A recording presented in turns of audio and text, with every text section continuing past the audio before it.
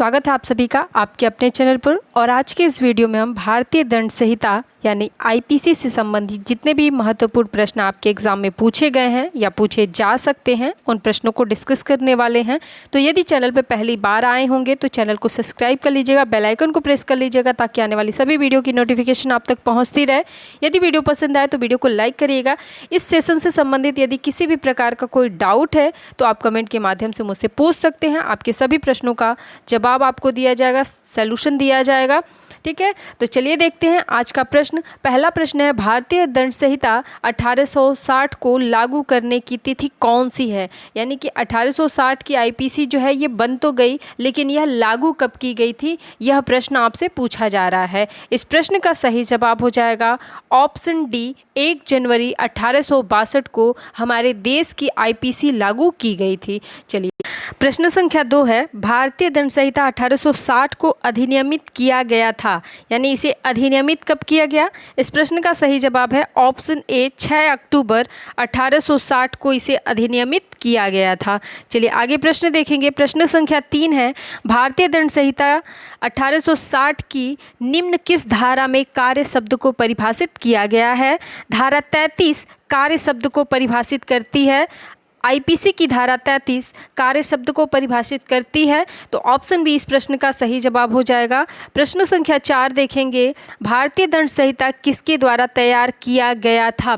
भारतीय दंड संहिता किसके द्वारा तैयार किया गया था? तो इस प्रश्न का सही जवाब हो जाएगा ऑप्शन बी, भारत के पहले विधि आयोग द्वारा भारतीय दंड संहिता को तैयार किया गया था। यदि आपसे प्रश्न पूछे कि भारतीय आयोग का अध्यक्षता किसने किया था, तो भारतीय आयोग की अध्यक्षता की थी लॉर्ड मैकाले ने, तो यहाँ पे ये प्रश्न का जवाब होता। लेकिन यहाँ पे पूछा है आपसे कि भारतीय दंड संहिता को किसने तैयार किया था, तो ये किया था भारत के पहले विधि आयोग ने। अगला प्रश्न है, अपराध ऐसा दोष है जिसकी अनुशास्ती दंड है, यानी कि जिसको अनुशासित करने के लिए दंड देना आवश्यक है और जो किसी सामान्य व्यक्ति द्वारा क्षम्य नहीं है, यदि वह क्षम्य है तो केवल सम्राट द्वारा। यानी कि कहने का यहाँ पे जो कथन दिया गया है, जो स्टेटमेंट दिया गया है, ये किसका है आपको उसका नाम बताना है। लेकिन इसमें स्टेटमेंट के अंदर का जो कंक्लूजन है उसको अच्छे से समझ लीजिए।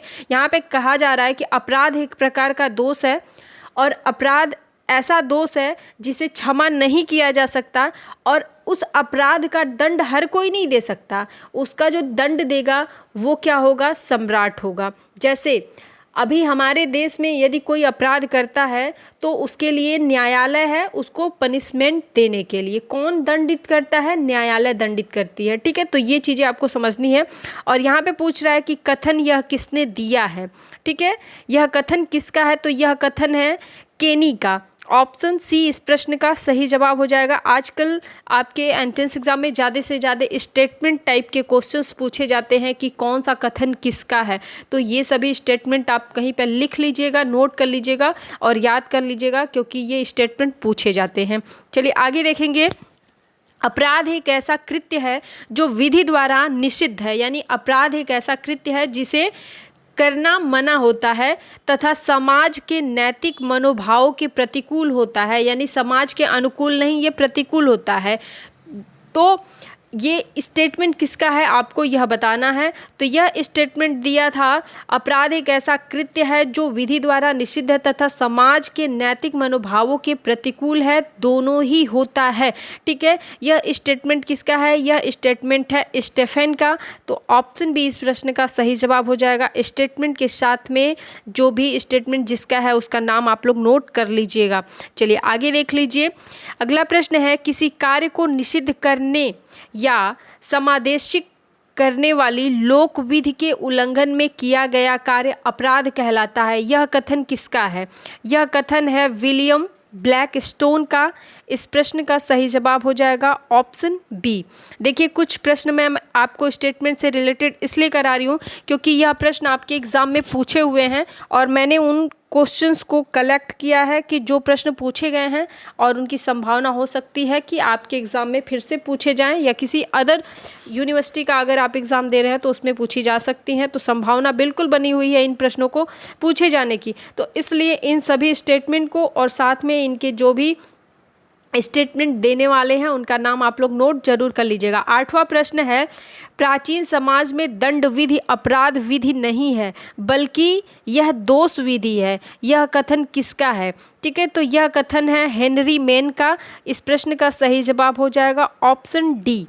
चलिए आगे प्रश्न देखते हैं। 9वां प्रश्न है, भारतीय दंड संहिता 1860 की धारा 1 संबंधित है। 1860 की धारा सेक्शन 1 में क्या बताया गया है, यह प्रश्न आपसे पूछ रहा है। तो मैंने डिटेल में जब आपको आईपीसी पढ़ाई है तो वहाँ पे मैंने आपको सारी चीज़ें बताई हैं कि आईपीसी में कितने चैप्टर्स हैं, कितने सेक्शंस हैं, कौन कौन से सेक्शन महत्वपूर्ण हैं, कौन कौन से सेक्शन से किस प्रकार के क्वेश्चंस पूछे जाते हैं। यदि आपने वह वीडियो नहीं देखा है तो यह वीडियो लास्ट तक देखिएगा। वीडियो के लास्ट में आपको उस वीडियो का लिंक मिल जाएगा और उस वीडियो को आप जा कर के देख लीजिएगा और अपने हाथ से खुद अपना नोट्स आईपीसी का तैयार कर लीजिएगा और उससे संबंधित जितने भी आईपीसी के मैंने क्वेश्चंस इसमें कराए हैं साथ में दोनों को अच्छे से कर लीजिएगा तो आपके सारे डाउट भी क्लियर हो जाएंगे। यहाँ पे सेक्शन 1 में आईपीसी का संक्षिप्त नाम और उसका विस्तार बताया गया है, तो ऑप्शन बी इस प्रश्न का सही जवाब हो जाएगा। 10वां प्रश्न देखेंगे, भारतीय दंड संहिता में परिभाषित स्त्री शब्द से तात्पर्य उस मानव नारी से है जिसकी आयु।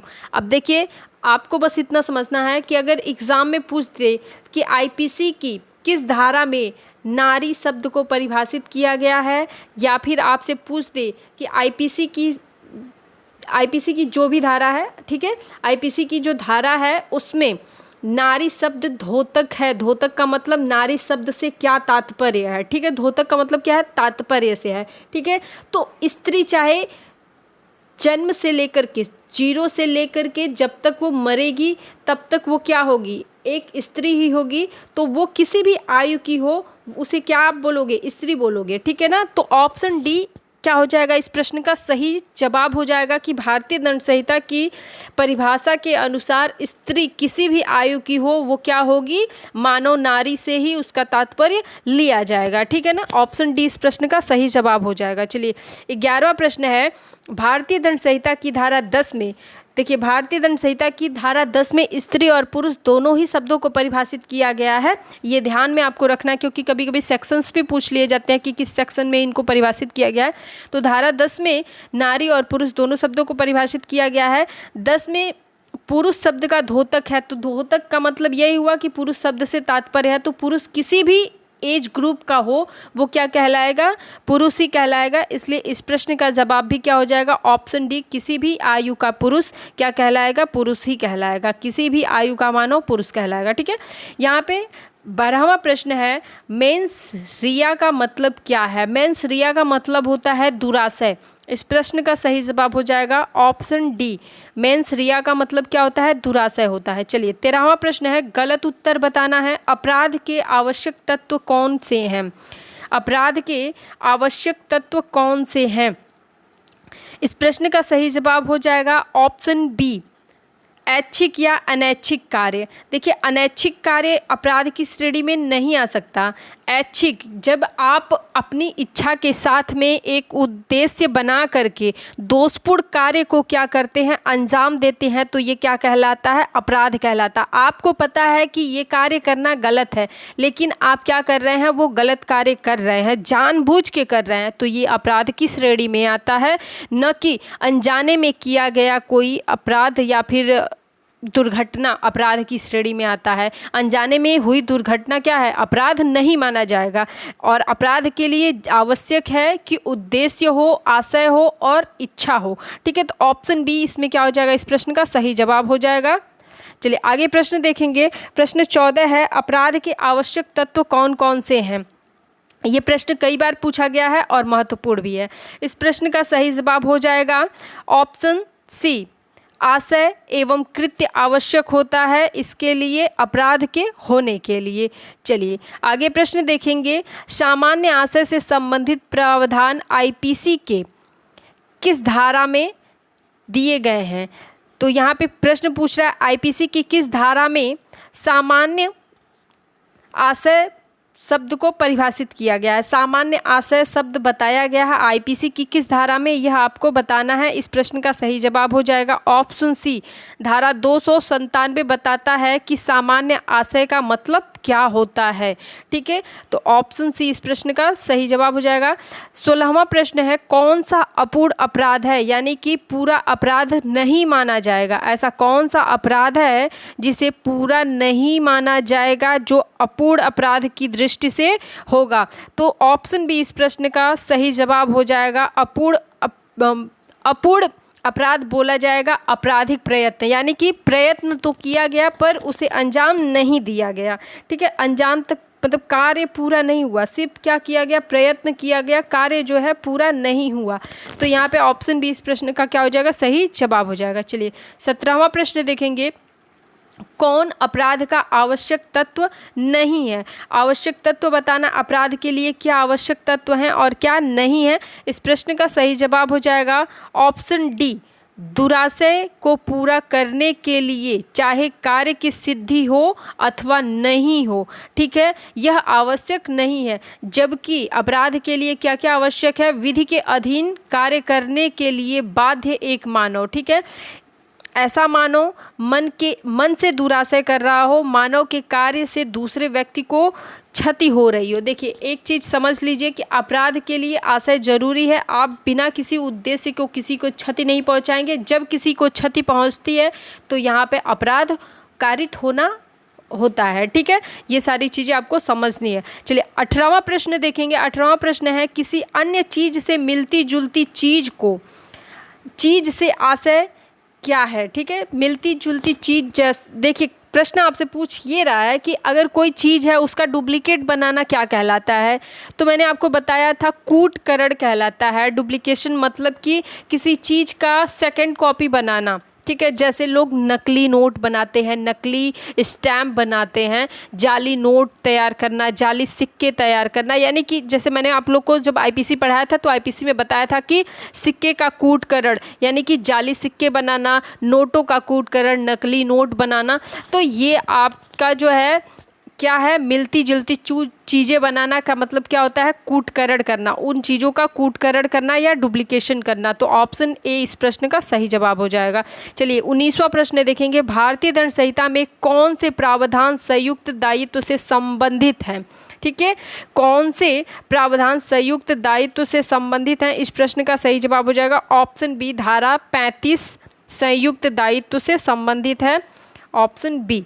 चलिए प्रश्न संख्या 20 है, क एक भिखारी को पर्याप्त खाद्य सामग्री होने के बावजूद, यानी क के पास खाना पर्याप्त है लेकिन एक भिखारी उससे भोजन मांगने आता है, लेकिन उसे वो पूरा भोजन न दे करके उसे बहुत थोड़ा सा भोजन देता है और उस भिखारी की भूख के कारण मृत्यु हो जाती है। तो क किस प्रकार का दोषी होगा।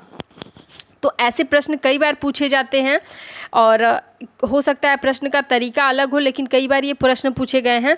तो इसमें जो होगा ना, इसे किसी भी प्रकार का अपराध का दोष नहीं लगता है, क्योंकि चीज़ उसकी है, वो भिक्षा दे या ना दे।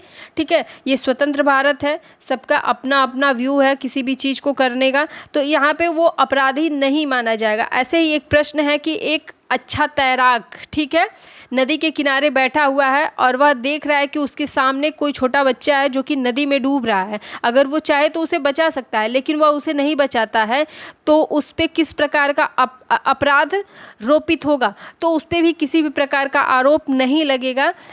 ठीक है, तो ये आईपीसी में सारी चीज़ें डिटेल में दी हुई हैं और उस वीडियो को अगर आप देखेंगे तो आपके डाउट सारे वहाँ पे क्लियर हो जाएंगे। चलिए प्रश्न संख्या 21 है, एक भारतीय नागरिक ने इंग्लैंड में अपनी पत्नी की हत्या कर दी, क्या उसे भारत में विचारित किया जा सकता है। तो इस प्रश्न का सही जवाब होगा ऑप्शन बी, हाँ, इसे भारत में विचारित किया जाएगा और भारतीय दंड संहिता की धारा 4 के अंतर्गत इसे देखा जाएगा। और एक चीज़ जान लीजिए, क्योंकि यहाँ पे आपसे प्रश्न में दिया है कि एक भारतीय नागरिक, चूंकि उसकी नागरिकता क्या है, उसकी सिटीजनशिप क्या है, भारत की है, तो यह मामला जो होगा भारत के न्यायालय के विचाराधीन होगा। ये ध्यान आपको रखना होगा। चलिए 22वां प्रश्न है, भारतीय दंड संहिता की किस धारा में भारत शब्द को परिभाषित किया गया है, यानी भारत देश की परिभाषा को दिया गया है। ऑप्शन सी, धारा 18 क्या कहता है? भारत शब्द को परिभाषित करता है। चलिए आगे देखेंगे प्रश्न संख्या 23। भारतीय दंड संहिता के अंतर्गत सरकार शब्द द्योतक है, यानी कि सरकार शब्द से क्या तात्पर्य है? सरकार शब्द से क्या तात्पर्य है? तो सरकार शब्द क्या हो सकता है? केंद्र सरकार या राज्य सरकार, दोनों ही हो सकती हैं। केंद्र का सत्ता केंद्र में होता है, संपूर्ण देश पे होता है, और राज्य का एक राज्य पे ही उसका वर्चस्व होगा। ऑप्शन सी इस प्रश्न का सही जवाब होगा। 24वां प्रश्न है, भारतीय दंड संहिता की किस धारा में लोक सेवक शब्द को परिभाषित किया गया है? भारतीय दंड संहिता की किस धारा में लोक सेवक शब्द को परिभाषित किया गया? इस प्रश्न का सही जवाब हो जाएगा ऑप्शन सी, 21 धारा में सेक्शन 21 में लोक सेवक शब्द को परिभाषित किया गया है। आगे 25वां प्रश्न है, कौन संहिता की धारा 21 के अर्थ के अंतर्गत लोक सेवक नहीं है? लोक सेवक कौन नहीं है? तो मैंने ये डिटेल में आपको पढ़ाया है कि लोक सेवक कौन नहीं है, तो उस वीडियो को आप देखेंगे तो आपके डाउट वहाँ पे क्लियर हो जाएंगे। ऑप्शन सी इस प्रश्न का सही जवाब हो जाएगा। नगर पालिका कमिश्नर, सांसद और विश्वविद्यालय का परीक्षक जो होता है ये लोक सेवक है, जबकि विधायक जो होते हैं लोक सेवक नहीं होते हैं। चलिए आगे देखते हैं। प्रश्न है, भारतीय दंड संहिता के अंतर्गत कूटकरण को परिभाषित किया गया, यानी कि कूटकरण को किस सेक्शन के अंदर परिभाषित किया गया है? तो कूटकरण को परिभाषित किया गया है धारा 28 में, सेक्शन 28 में कूटकरण शब्द को परिभाषित किया गया है। तो आशा करती हूँ आज की यह वीडियो आपको समझ में आई होगी। यदि किसी भी प्रकार का डाउट होगा या कोई चीज़ समझ में नहीं आई होगी या किसी क्वेश्चन में कन्फ्यूजन होगा तो आप कमेंट के माध्यम से उस क्वेश्चन को पूछ लीजिएगा। आपके प्रश्नों का जवाब आपको दिया जाएगा। यदि आज की वीडियो पसंद आई हो तो लाइक करिएगा, अधिक से अधिक शेयर करिएगा। वीडियो देखने के लिए धन्यवाद।